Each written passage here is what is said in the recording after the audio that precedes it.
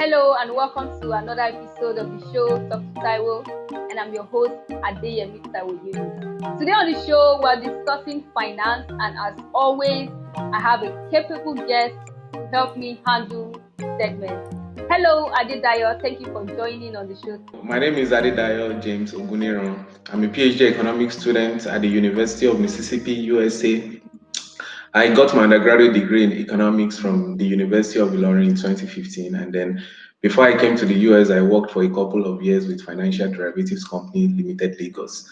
So for fun, I like to play video games, sightsee, I like to travel, I like to play soccer too, even though I'm not a very great player. And then I like to work out at the gym too. Now I want to know which is more relatable to you. Do you think it's easier for you to make money or spend money? To be very honest with you, when I was telling you what my hobbies are the other time, I didn't say working is part of them because I don't like to work. Don't tell anybody. I don't like to work. So I relate better with spending money. But now let's be realistic, as much as I like to spend money, the money also has to come from somewhere. So I have to work. But I don't have the choice. So the joy of spending money after you've worked hard to make the money is what everyone who is working hard, every worker deserves. So yeah, I mean, I relate with both of them, but more with spending money, to be honest. Everybody wants to spend. I'm sure that if we take a census right now, we'll discover that the percentage of people who want to spend money are more than the percentage who want to work hard and make their money. So All moving right. forward, I want to know, why do you think is generally a hard principle for people to want to spend more than they earn? Hmm. So there are several reasons for this. I mean, so if you and others in our viewing public is interested in economics, you would like to hear what I want to say next. So, economic theory has a couple of things to say about why people that are tempted to spend more than they earn. So, the first is the idea of consumption smoothing, and this is basically the idea that human beings or consumers usually want to smoothen their consumption pattern over their lifetime. So, they don't want to be rich today, drive expensive cars and all, and then tomorrow they they can't even afford a car, and then the day after they can drive an expensive car again. So basically, so people want to a rational consumer wants to smoothen his lifetime consumption, and usually if you expect to make more money in future, all right, so you tend to like spend more today because yeah, to bridge the gap you can save some money, and then when you make more money in future you can repay the debts. The second reason, which is from macroeconomic theory, is what we call the relative income hypothesis. The relative income hypothesis is basically the idea that the consumption pattern of individuals are to a large extent dependent on what others around them are doing. So what are the kind of phones, the kind of cars, the kind of location your friends and your colleagues at work live in. So it's just a psychological thing. It's a natural feeling. What you do, what you consume for yourself depends on what others are doing. Now let's move away from theory a bit. I mean, it's not as if the theory do not have anything practical to say. I mean, like I believe these are practical reasons. Few practical reasons why people tend to spend more than they earn. But the one other reason I would say I would add is people are just earning too low to even meet their needs.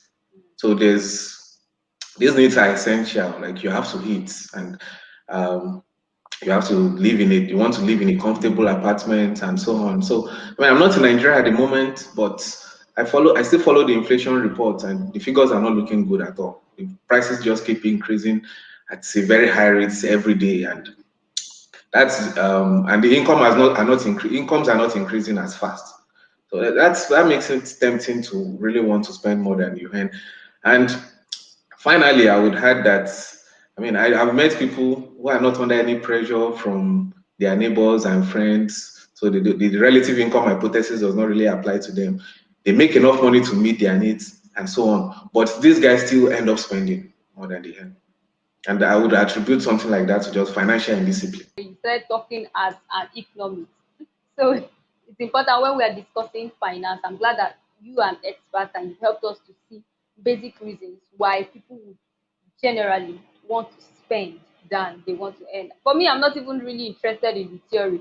I just know, bring the money, let's spend it. Yeah, so thanks for helping us put that in perspective.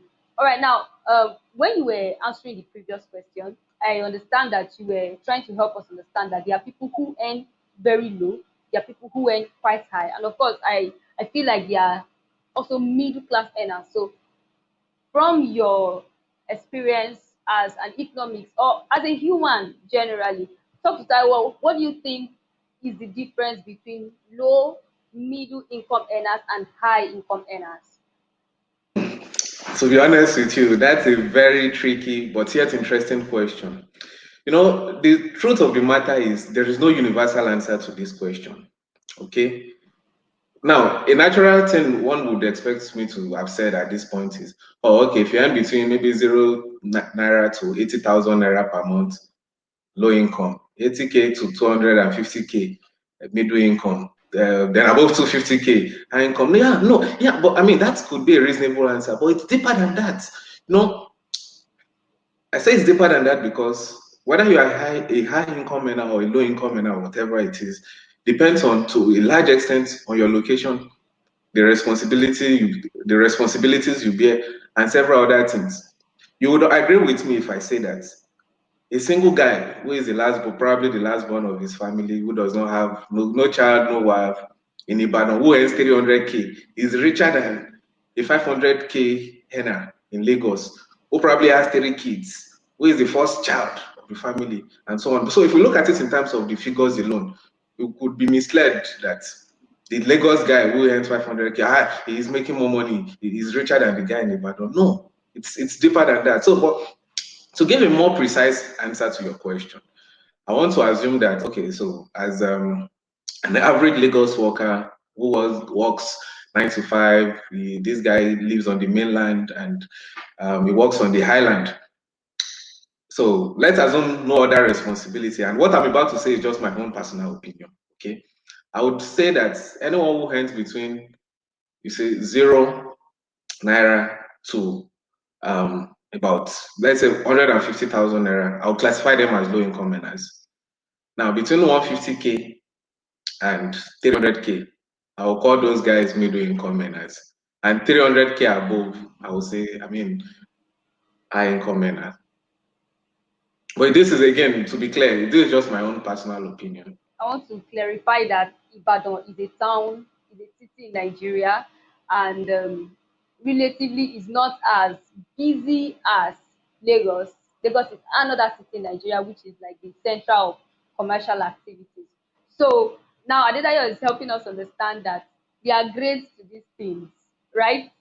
And what a person might earn in a town like Ibadan and another person earns in another city like Lagos might not relatively have the same financial spending on both parties.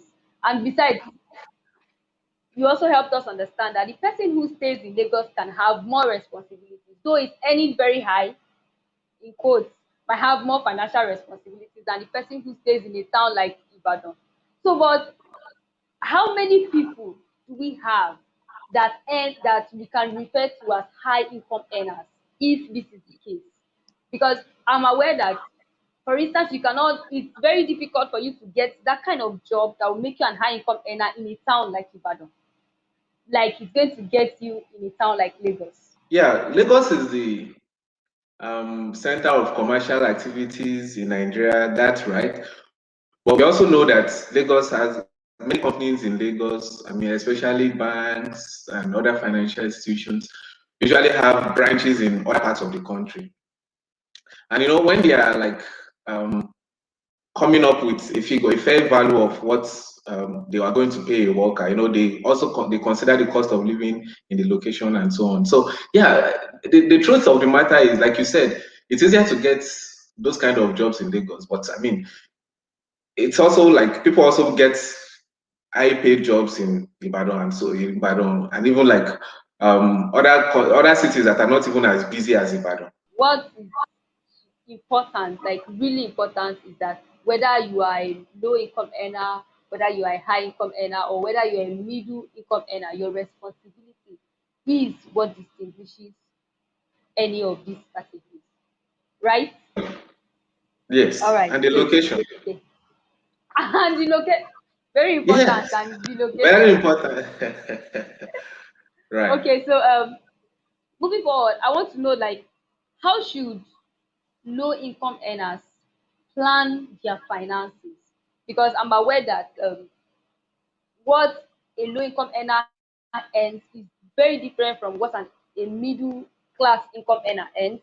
Okay, and the same as the high income earner. High So income how do you earners. think they should plan? Yeah, thank you. How do you think they should plan their finances on short term basis and on long term basis? If you want to put your money into good use, you know, it's everything starts with a plan. So you should have a financial plan. Financial plan for the short term. What are the things between now and between this particular moment and the next, say, probably 3 years time that you want to achieve? Then what are the things you want to do over the long time, over 3 years or over 5 years, like maybe building a house and so on. Then the next thing is to have a budget. All right. Your budget is simply just a document, a simple document that shows what you want to, where you are, where the source, your sources of income and how much you are going to get from those sources. So maybe you work 9 to 5, but you also have some side hustles. And then you have a side for your expenditures, like, so what are you going to spend this money on? Then, so speaking of budgets, there are three areas that generally people should be spending their money on. The first is transactions. Transactions are like, oh, the money you use to pay your rent, utility, food, the money you spend on food. I mean, gift too, the money you send to friends, family. Like I would subsume all of these under transactions. The second is anticipatory savings. An anticipatory saving is a saving you make for a purpose. So, for instance, your long-term goal is to build a house. To build a house in Nigeria, usually you buy a land for instance and all. So maybe your long-term goal is to build a house, but in the short term you want to buy a land. So if you are saving money to buy a land, that is an anticipatory saving. You are saving this money for a purpose. The same kind of money you save to get your masters, the same kind of money you save to for marriage and so on. So these are anticipatory saving. The third category is precautionary saving. Precautionary saving is saving you make because due to uncertainty, because you don't know what will happen in future. Due to unforeseen circumstances, I mean, the unforeseen circumstances could be good and it could be bad. I mean, anyhow it is, you want to save ahead for those guys. Like, so compared to anticipatory saving, this money you are saving for this purpose, for precaution, is not for any particular cause at this moment. So you are just saving it for rainy day because just due to uncertainties around the world. So generally, these are the three areas the income should go. But to be clearer now, at times your income could be too low to take you through all of these three, to Mm. take you through transaction. In fact, if like I said, the point I made earlier, at times, you see, some people are not even earning enough to meet their needs. So under the transaction, the money for your needs, you want to buy so other things, all of these things are subsumed under transaction. So at times the income cannot even take you beyond the transaction. So you can That's the immediate needs, yeah, right? the immediate things, yeah, the essentials. The money cannot even at times the money is not enough to take care of these guys. And then so you also like now talk of anticipatory savings. So what I would recommend usually, so in the scale of preference now when it comes to these three guys is first your transactions. Let your transactions come first. And precisely within your transactions, let your needs come first. Before you spend money on anything, ask first, is this thing actually necessary? Like what are the implications? If you don't get this thing, what would happen? If you can't come up with a good answer, then you probably need to scrap it. Okay. So deal with the transactions first and specifically the needs. And then after that, I will recommend for everyone, like precautionary savings are very important. Then next, you save for precautions. Now, you save for, you spend some on your needs, you save for precaution. And if you have anything, if you now have some residual income, you can talk of anticipatory savings.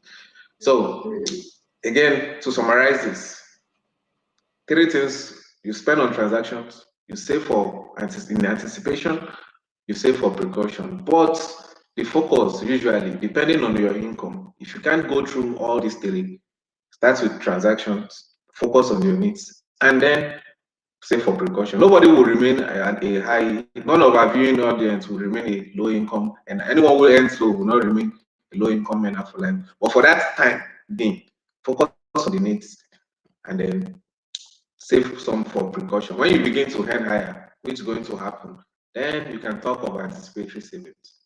And for us, for people that are like coming from this part of the world, we have big dreams, you know, getting, because we are under pressure by probably what we see on social media. So there are big dreams of a 21-year-old, probably still under his parents' allowance, wants to buy a car, a very big car, and then what you even earn at the moment is not enough to carry you through the transaction stage.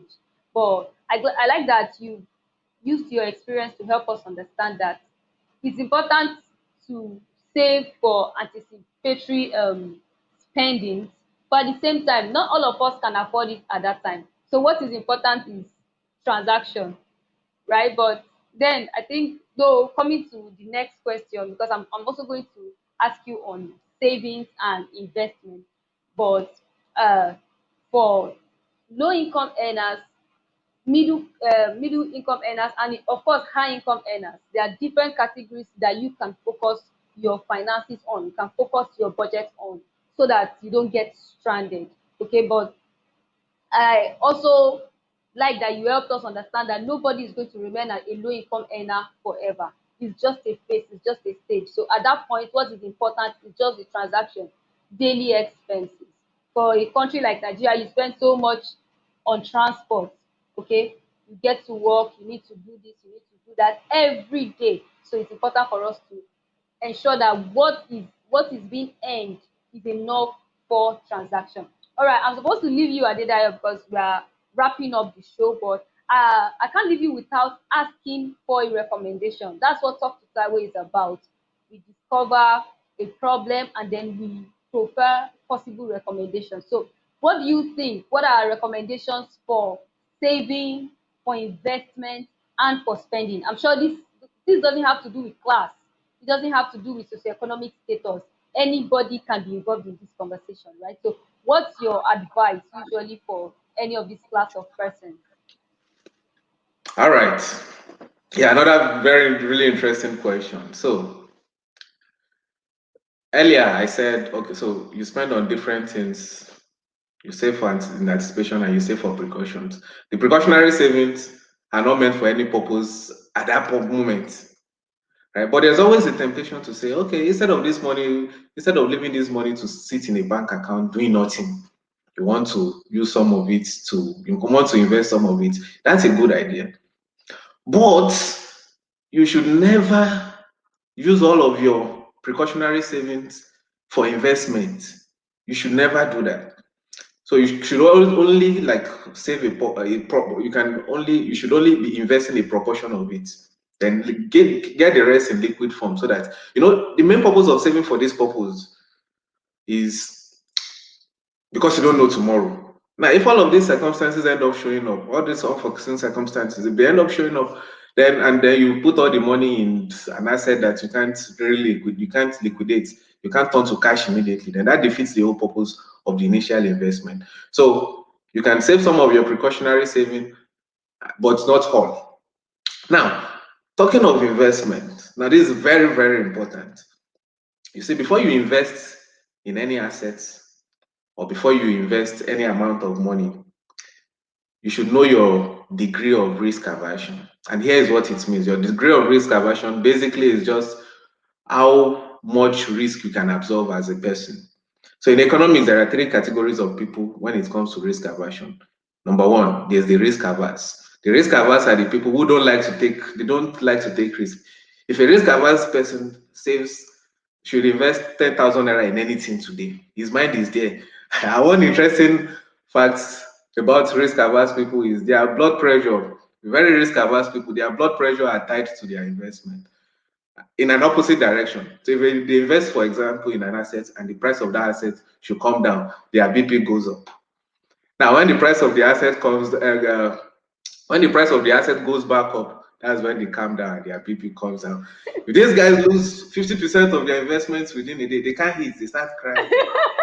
So that is not a reproach, it's just so you know. And then if you are risk averse, if you are this kind of person, it's just you have to admit it. And then when you are making investment decisions, you have to act accordingly. The second category of people are the risk lovers. These guys, they invest money, no shaking. If they lose 100% of any amount they've invested today, they are not bothered. Tomorrow, if you tell them to invest in the same asset, they will just learn from their past mistakes. And if you tell them to invest in the same thing that crashed before, those guys are still ready to put money. These are risk lovers. They don't care. Like they are to sound less sophisticated. We say people like that have mind. Like, when Yeah, it in happens, Nigeria. yeah, right. So they have mind, they don't care. Like if it happens, it happens. Like we move. Okay. Mm. The third category is the risk neutral. These guys are neither risk averse or risk loving. They're just in between. Like if they lose their money, like they won't act, it won't be no shaking like the risk lovers. And then they won't also be crying like the risk averse. Okay. They are just in between. So the most important thing is to know your level when it comes to these three things. And then you act accordingly. No, in PG say no go do pass yourself. Now, if you are risk averse, you can still make investment, but two things. Invest in assets that are not too volatile, that your money will not just be going up and down like that. And two, if you are going to invest at all, invest the amount you can afford to lose. I mean, as a low income earner, you swear to save 60,000 naira, and somebody tells you, come and invest in cryptocurrency. Run from that person. Run from Why you that. specific? Why you being specific with crypto anyway? I mean, I'm a crypto investor, but right now my portfolio is not looking good at all.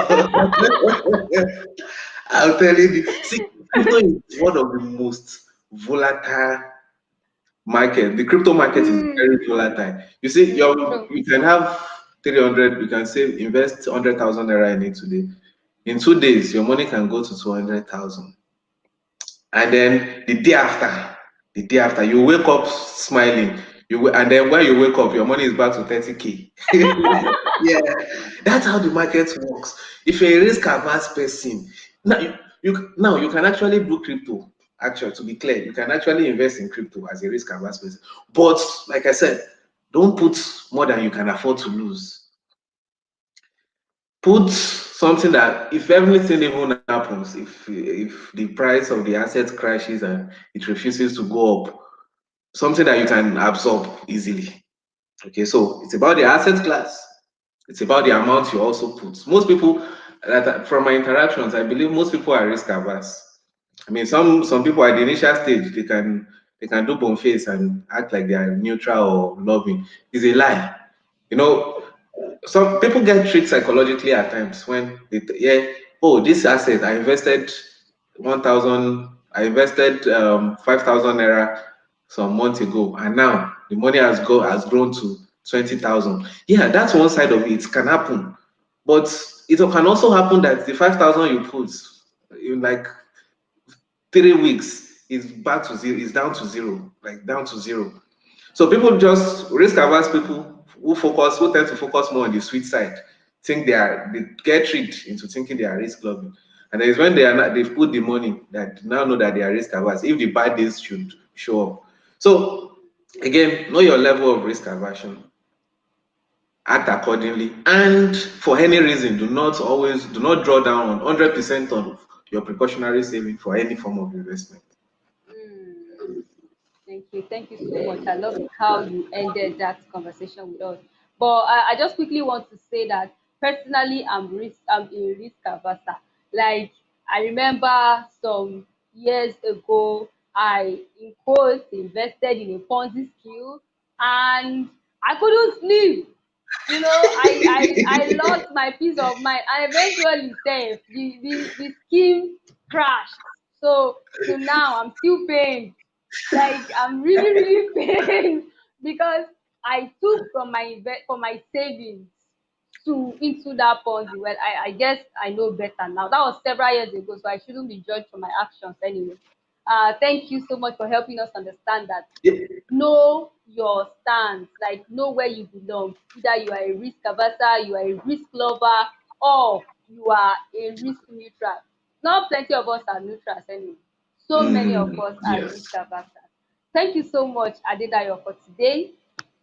It's been an interesting conversation. I think it's the first time I'm discussing finance, and I'm glad that I have an expert to help me discuss the show. Yeah, so we've come to the end of the show today. I hope you had a great time watching and listening.